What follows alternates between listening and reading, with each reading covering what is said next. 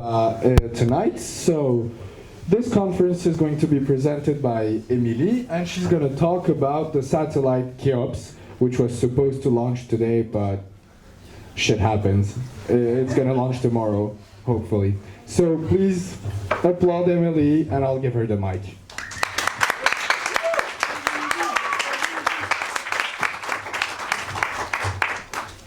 Good evening, everyone.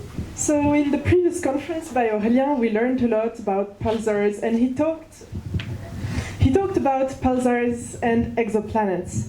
And now I'm going to talk about the other type of exoplanets that we observe, which is the one around sun-like stars.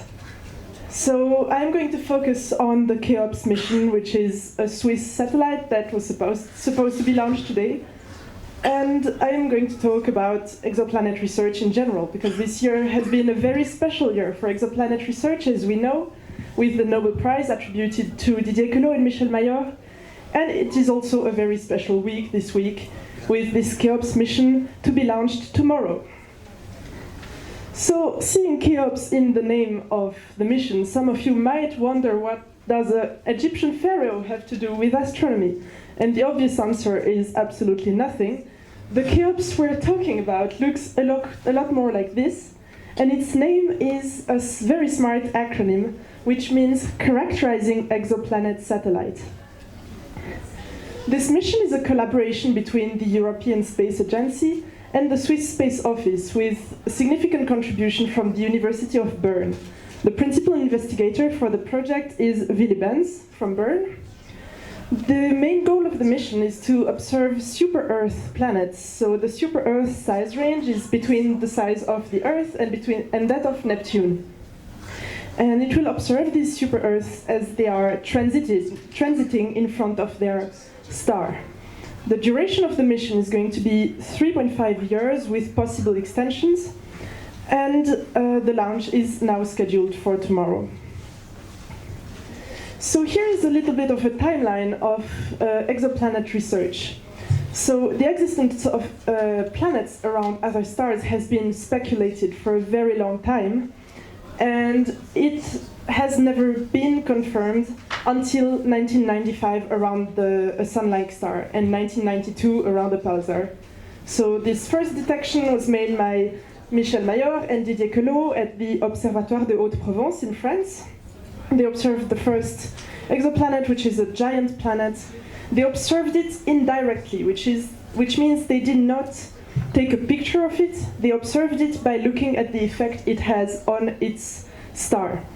The first direct image of an exoplanet that we can see here, this is the star, it's a brown dwarf, this is the exoplanet. This first image was taken in 2004. In between these two discoveries, there were a lot more discoveries of new exoplanets, and this continued later on with the launch of the Kepler satellite. This satellite is by far the most famous exoplanet mission. It discovered on its own 2,662 planets. And then in 2015, there was a very exciting discovery, which is that of the system TRAPPIST-1. Why is this so exciting? Because this system contains 7 planets which have sizes comparable to that of the Earth, and at least 3 of these planets are in what we call the habitable zone of the star. So the habitable zone is defined as the zone in which the temperature is sufficient to have liquid water on the surface of the planet. So this does not mean these planets have liquid water. We still don't know if they do, but it means they could if the right conditions arise. And so that's one of the planetary systems that is the most likely to have at least one habitable planet. And of course, now this year, in 2019, there was the Physics Nobel Prize attributed to Michel Mayor and Didier Queloz for the discovery of that first exoplanet. And to this day, there are over 4,000 exoplanets that we know. So of course, with such a huge number of planets comes a great diversity and many surprises. We were at first expecting extrasolar systems to be similar to our own solar system. And we had very nice theories to explain, for example, why the gaseous giants are in the outskirts of the solar system, why they are in the external zones. But then we discovered hot Jupiters, which are planets of a size and mass comparable to that of Jupiter, but closer to their star than Mercury is to the Sun. So this was definitely challenging our models for solar systems. We also discovered a few systems of planets around complex multiple stars or binary stars. We saw planets that had orbits that were very strangely eccentric and not nearly circular like the one in our solar system. So all in all, a lot of mysteries, and we still haven't fully solved them. Which means that it's not only interesting to discover new exoplanets, but we also need to characterize them. We need to determine their properties. And that's exactly what the Cheops mission is going to do. So the main goal of Cheops is not to discover new planets. It is to observe planets that we already know and determine their characteristics with a precision that has never been attained until now. So now about how we can characterize and detect exoplanets. We can see here in this video that if a planet is orbiting a star, its gravitational pull is going to cause a slight motion, a slight circular motion of the star. It is exaggerated for the purpose of the video. Of course, the effect would be much smaller, but it is detectable by what we call the Doppler effect. That might seem like a bit of an unfamiliar term. Who here has heard of the Doppler effect? Quite a few people, actually. So you encounter the Doppler effect in your daily life with sound waves. For example, when you hear an ambulance that is approaching, the sound waves that it emits gets shorter and the pitch gets higher. And then when the ambulance zooms past you and goes away, the waves get longer and the pitch gets lower. A very similar phenomenon occurs with light. As we can see here, if a star is moving, when it comes closer to us, the wavelength becomes shorter, and in the visible spectrum, shorter wavelengths mean bluer color. And then if the star is going away, the waves get longer and the light gets redshifted. So to observe the motion, the radial motion of a star, we can observe its spectrum. And when it is approaching us, we see a blue shift. And when it is going away, we see a red shift. That is how the first exoplanet was discovered. And this method has the advantage that it allows us to characterize the mass of a planet, because the more massive the planet, the more the effect is going to be significant. Now, a second detection method, and that's the one that Cheops is going to use, is the transits method. So here we see an eclipse, basically. I think probably all of you in your lifetime has seen an eclipse. That's when the moon gets in between us and the sun. Then a similar effect occurs with planets. We can see transits of Mercury and Venus in our solar system. That's when the planet is crossing the sun and casting a shadow that makes the brightness dip. And we can also observe similar effects for stars that aren't the sun. We can't resolve them so nicely, we can't actually see the shadow of a planet. But we can see a decrease in the brightness. So a periodic decrease of the brightness is a strong indication that there is a planet orbiting around this star. And this method allows us to characterize the radius, because the bigger the planet, the lower the dip in the brightness. And we can also observe how the light from the star is filtered by the atmosphere of the planet, if it has an atmosphere. And that can give us a few indications about what this atmosphere is composed of. So now when we think about exoplanets, there is one big, great question that has been asked for centuries that we still ask ourselves now, are we alone in the universe? Is there life out there? Is it possible to detect life in any way? So the answer right now is that we don't know. We haven't directly detected traces of life yet. But characterizing exoplanets in this way, by knowing their mass and their radius, allows us to have more indications about their potential habitability. Because if we know the mass and the radius of an exoplanet, we can deduce its density. And the density can give us indication about if it is a gas giant, a Jupiter type, or if it is a rocky planet.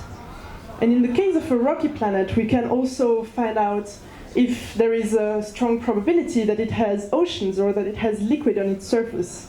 And by the method that I just explained earlier, we can determine if it has an atmosphere, and once our experiments become more and more precise, we will even be able to say what is in this atmosphere, is it breathable or not. So the combined analysis by the transit method and the Doppler observations brings us a step closer to determining if an exoplanet can abrit life or not. Now, don't get too excited right away, because traces of life on an exoplanet most probably won't look like this. They will mostly look like this. This is spectrographic analysis of the atmosphere of a planet. We can see a few dips here that indicates absorption lines. So these are a few elements that we can find in that atmosphere.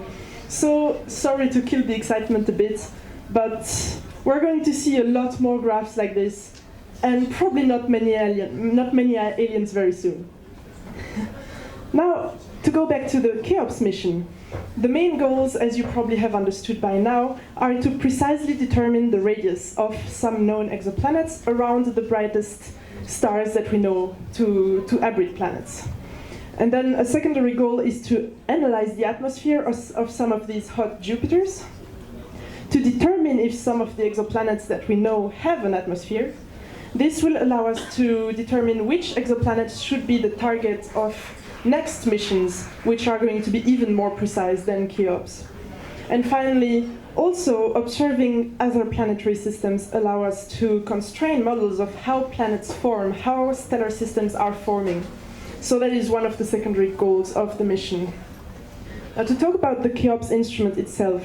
So as you can see here, the assembly of the instrument took place in the University of Bern in the White Room under the direction of Willy Benz. And the mission took 7 years to plan. So from the moment that it was accepted by the European Space Agency to having the satellite completely ready, it took 7 years. Here's the satellite, as you can see. So you can see the telescope opening here. You can see the sun shield, which also serves as a thermal isolation. And now if we look at the diagram of how it looks inside, here's the aperture. It's a 32 centimeter. It's not that big because we're observing bright stars, so we don't need to have a huge aperture for that. The tube is 1.2 meters. It's attached to an optical bench here to the general structure here, the spacecraft. There are solar panels providing the power needed. And the spacecraft is made to have a very precise orientation. It has a special kind of orbit. It is a low Earth orbit, so the altitude is about 700 kilometers. It is quite low, and the orbit is what we call a Sun-Synchronous Orbit. So that means that the telescope is going to follow the terminator, here the line between night and day, and the instrument is always going to be pointing away from the sun, so that no sunlight is going to get in there and perturb the observations. And the rotation period around the Earth is about 1 hour and 40 minutes. So you can see it is turning quite fast along the Earth and always following the terminator, always looking away from the sun. Now about the launch. So the satellite is going to be launched from Kourou in French Guiana. You can see here the launch pad. The rocket that is going to be used is a Russian Soyuz rocket. And I wanted to show you a video of the launch, and of course, because there have been a few technical problems and a computer failure this morning, the launch did not take place. So I looked for another video, which is a video of a launch that took place last year, but just so you can see how it looks. This is the takeoff of a Soyuz rocket of the same type as that which is going to carry the Cheops satellite and another Italian sea observation satellite tomorrow.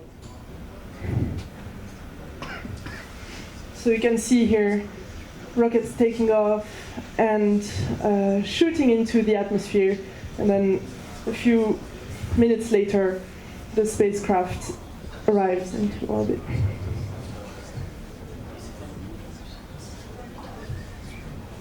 So this is a launch that took place in 2018, but the rocket is very similar, so I thought I would show you this one, and let's hope that the launch tomorrow will be as nice as this one. There won't be any problems, any explosions, any technical issues, so that the spacecraft can be safely put into orbit and start a new era of characterizing and observing exoplanets with a precision that has never been attained before. It is really exciting to know more about these alien worlds and start to really understand what's out there and what's out of our solar system.